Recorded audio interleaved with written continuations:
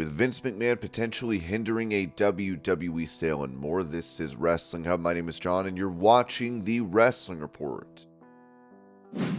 Before we get into the rest of the video, make sure you subscribe to Wrestling Hub and turn on all notifications to stay up to date with everything in the world of pro wrestling. Also, don't forget to follow us on Instagram at Wrestling Hub Official and follow us on Twitter at Wrestling_Hub.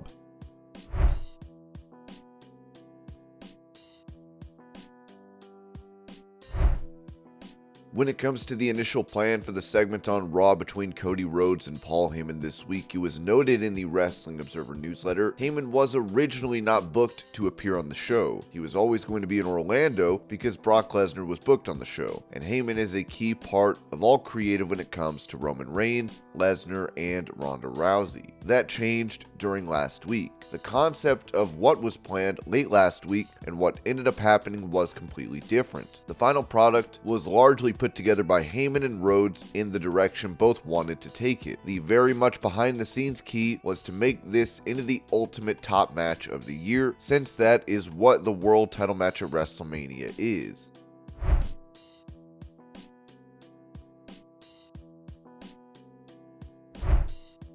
On the WTF podcast, Eddie Kingston recalled giving portions of his paychecks to charity, saying, "I like doing the independents still, because without the independents, I would have went nuts years ago. A lot of times, well, they already announced it a couple times. I hate it when they do this. I usually will go there and do a show, but I'll tell them, take half my money and give it to a charity that's local. And I tell them not to announce it, just do it. And they announced it anyways."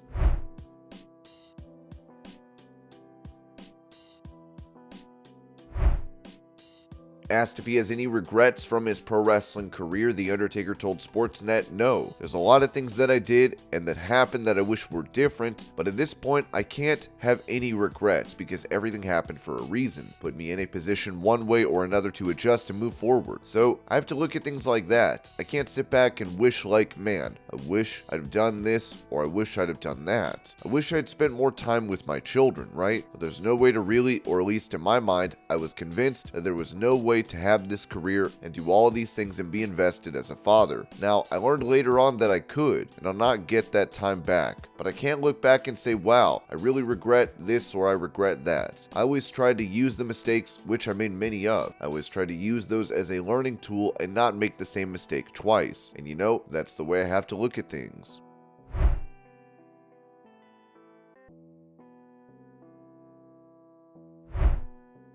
With WWE having a new addition to commentary, it was reported Fightful Select has confirmed that WWE has hired independent commentator Blake Chadwick, and he officially started with the company this week. We're told that this new WWE name is Blake Howard. He filmed with the company on Tuesday and will debut on the Friday episode of NXT Level Up. He'll be joined by Byron Saxton. Blake Howard has done work with WrestleCade, Ring Warriors, West Coast Wrestling Connection, Combat Fights Unlimited, Camp Leapfrog, and VCW, working for about a decade.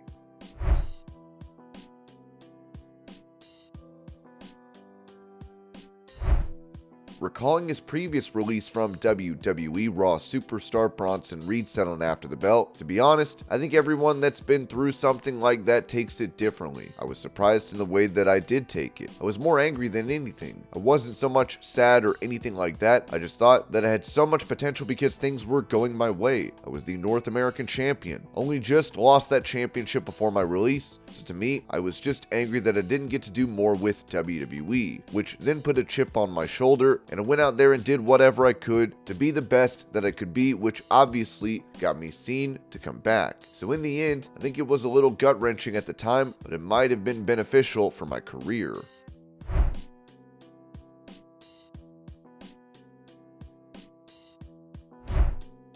Touching on the immediate future for Matt Riddle, who has not been seen in WWE for months, Ringside News said fans who were hoping to see Matt Riddle on the road to WrestleMania might want to stop reading here. WWE has zero creative plan for the original bro at this point in time.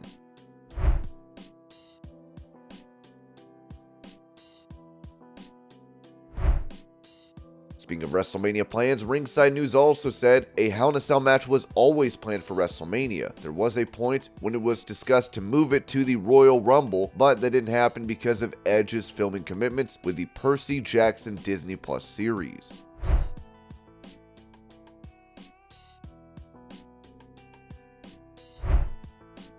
When it comes to a return to action in WWE for Randy Orton, the Wrestling Observer newsletter said, "We've heard no wrestling update on him recently, but his back injuries were very serious, and a few months ago, there was concern about whether he'd be able to return, or at best, it would be a long time," which it already has been.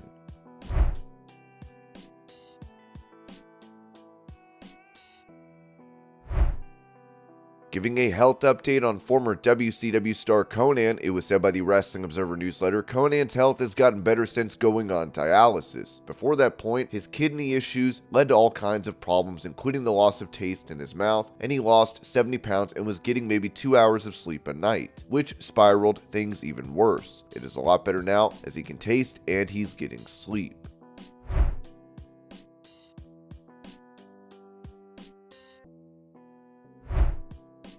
As Mercedes money is now working for New Japan, details regarding her pay were given, with the Wrestling Observer saying, "The story that was going around that Mercedes money was making more than Chris Jericho made here is incorrect. It's not even close. The money is not at the level she could get with WWE or AEW. It's certainly very good money on a per appearance basis, but that would tell you she's doing it for the experience and bucket list idea of wanting to, at one point in her prime, work against the top Japanese women wrestlers in Japan."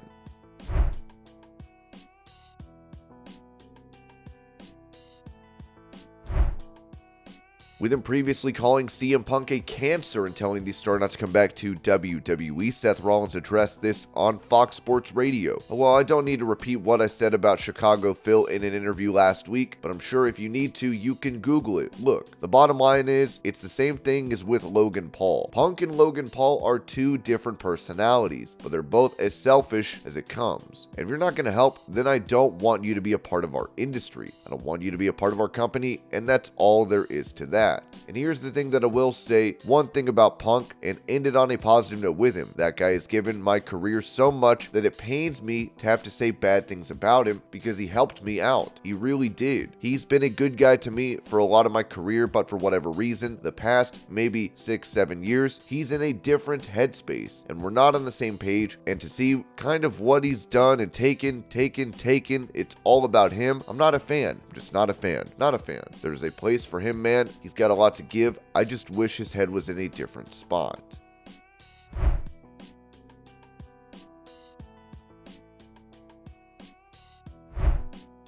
As Seth Rollins continues to take shots at Logan Paul during interviews, the Wrestling Observer newsletter noted, "There is nothing notable new regarding WrestleMania plans. Past publicity and interviews from the past week indicate Seth Rollins versus Logan Paul is as close to official as possible without the match announcement." They also did an angle before a NASCAR event to tease Rey Mysterio versus Dominic Mysterio, a match that has been earmarked for the show dating back to the early fall.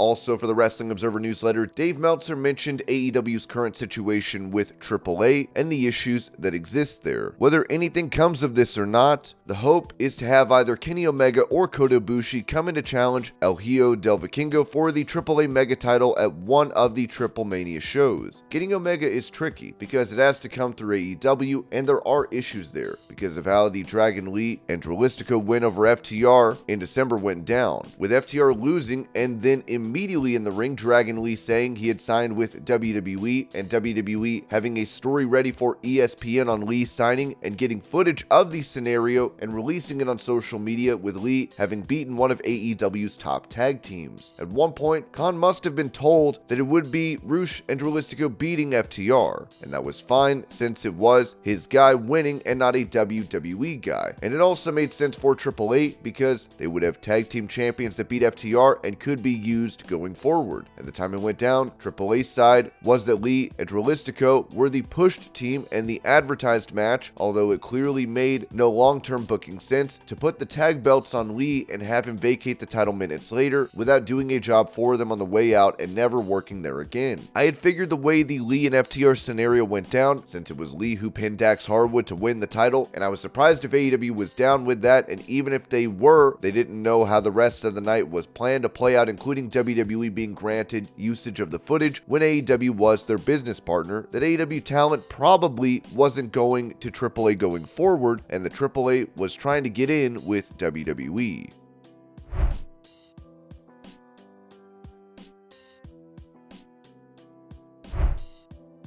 On AEW Dynamite, the world champion MJF recalled a story from his youth, driving with a girl, as he said, "The most infectious smile you've ever seen. She was perfect. We hopped into my blue Camaro, I got to driving, and she got to work and distracting me. Once she was done, I put the pedal to the metal, but it was, unfortunately, raining like cats and dogs. We then hydroplaned and went spinning off the road. I panicked and hit the accelerator instead of the brake. At 90 miles per hour, we hit a telephone pole." It was then added that MJF switched seats with the girl to take the blame off of him, as fans apparently called the police, with the 434 Facebook page saying police received over 300 phone calls last night following the MJF promo last night on AEW Dynamite. The Nassau Police Department reported that they were flooded with over 300 phone calls following the promo by MJF. The police have released a statement saying they will be investigating the claims, but believe it was to do with a fictional story on a television show.